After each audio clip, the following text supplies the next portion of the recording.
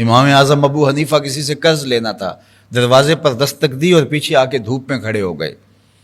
تو کسی نے کہا حضرت چلاتی ہوئی دھوپ ہے اور یہ سایہ یہ دیوار ہے، اس میں کھڑے ہو کے انتظار کیجئے.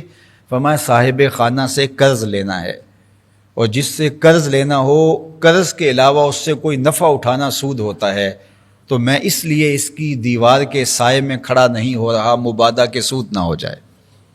تو یہ ان کی احتیاط تھی، اور پھر ان محتاط ہاتھوں سے ہمارے تک دین پہنچا.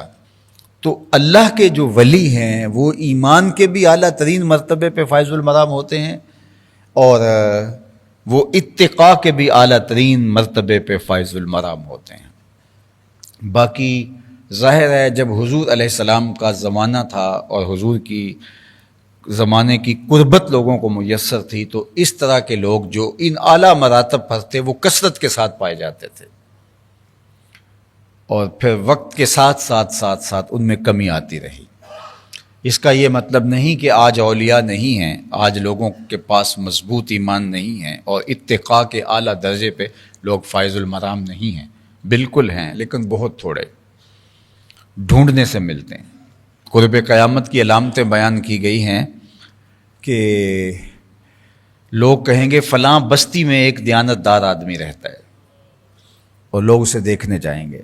تو ہمیں جو اولیاء اللہ کی اصطلاح دی گئی ہے، ایک تو یہ ہے کہ ہم اہل اللہ کو تلاش کریں، ان کی قربت میں بیٹھیں، اور دوسری بات کہ ہم خود بھی وہ صفات اپنے اندر پیدا کریں کہ اللہ کے ولی ہم بھی تو بن سکتے ہیں.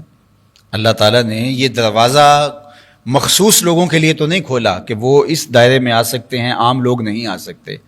اللہ کا جو بھی بندہ محنت کرے گا، کوشش کرے گا، اپنے رزق کو پاک کرے گا، اپنی زبان کو سچ کا خوگر بنائے گا، اپنے رویوں میں خوبصورتی پیدا کرے گا، لوگوں کے لیے ضرر کا باعث نہیں بنے گا، اپنی زندگی کو مرتب اور منظم کرے گا، اللہ رسول کے بتائے ہوئے طریقے کے مطابق چلے گا، فرائض کی ادائیگی کے بعد نوافل کی کثرت کرے گا، تو اللہ تعالیٰ اس کو یہ نور عطا کرے گا.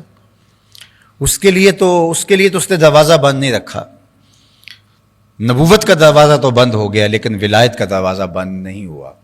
اس لیے مجھے اور آپ کو جہاں اہل اللہ کسی کے بارے میں، وہ واصف علی واصف مرحوم نے کہا تھا کہ کسی کے بارے میں شک بھی ہو کہ اللہ کا قریبی ہے تو اس کے نیڑے ہو جاؤ. یقین تو دور کی بات ہے، اگر آپ کو شک بھی پڑے کہ یہ کوئی اللہ کا بندہ ہے تو اس کے قریب ہو جاؤ، تو تمہیں کچھ نہ کچھ برکت مل جائے گی. ایک تو جس کے بارے شک بھی پڑے کہ یہ اللہ والا ہے اور وہ صفات حمیدہ جو اہل اللہ کی ہیں وہ اس شخص میں موجود ہے، تو اس کی قربت اختیار کرنی چاہیے. اور دوسرا، ہمیں از خود جد و جہد کرنی چاہیے کہ اللہ تعالیٰ ہمیں زمرۂ اولیاء میں شامل فرمائے. وَأَلْحِقْنِي بِالصَّالِحِينَ، ہمیں جو کہا گیا، جو دعا مانگنے کے لیے سلیقہ دیا گیا، اس میں ایک لفظ یہ ہے، اللہ نیک لوگوں کے ساتھ مجھے شامل کر دے. اور ان کے ساتھ محض ان کے زمرے میں آ جانا. وہ جو 99 قتل کر بیٹھا تھا، اور پھر جب ایک جاہل کے پاس گیا تو اس نے کہا تیری توبہ نہیں، تو پھر اس کو بھی قتل کر دیا. اور 100 اشخاص کا قاتل بنی اسرائیل کا وہ شخص جس کا ذکر صحیح احادیث میں ہے، تو پھر وہ کسی کے پاس گیا تو اس نے بتایا نہیں، ایسا نہیں معاملہ جس طرح اس راہب نے کہا، بلکہ فلاں بستی میں اللہ کے کچھ بندے رہتے ہیں، ان کے ساتھ جا کے بیٹھ جا، ان کے وجود کی برکت سے تجھے توبہ نصیب ہوگی اور تیرے گناہ بخشے جائیں گے. تو وہ گھر سے چلا، ابھی آدھا رستہ طے نہیں کیا تھا کہ موت واقع ہو گئی. تو فرشتے آ گئے اور جنت والے کہیں کہ یہ توبہ کے دروازے کی طرف جا رہا تھا، اور جہنم والے کہیں 100 افراد کا قاتل ہے. اللہ اکبر. پھر اللہ ایک فیصلہ کرنے والا فرشتہ اور بھیجتا ہے کہ جا کے ان کے درمیان جا کے فیصلہ کر. اور فیصلہ اس نے کیا کیا کہ زمین کو ناپ لو، اگر اہل اللہ کی بستی کے یہ زیادہ قریب ہے تو اس کو جنت میں لے جاؤ، اور اگر یہ گناہ والی بستی کے زیادہ قریب ہے تو جہنم میں لے جاؤ.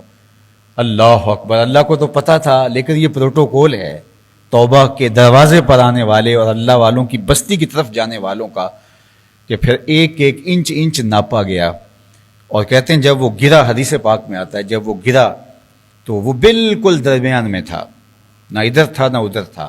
لیکن جب گرا تو اس کو شوق تھا کہ میں پہنچوں، تو وہ گرتے گرتے اپنی جو ہے وہ چھاتی کے بل اپنے آپ کو تھوڑا سا گھسیٹ کے آگے کر رہا ہے کہ میں پہنچ جاؤں، لیکن نہیں پہنچ پایا.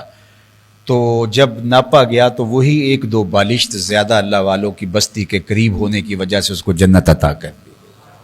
اٹھ فریدا ستیا تے میلہ ویکھن جا، وت کوئی بخشیا مل جاوے تے تو میں بخشیا جا۔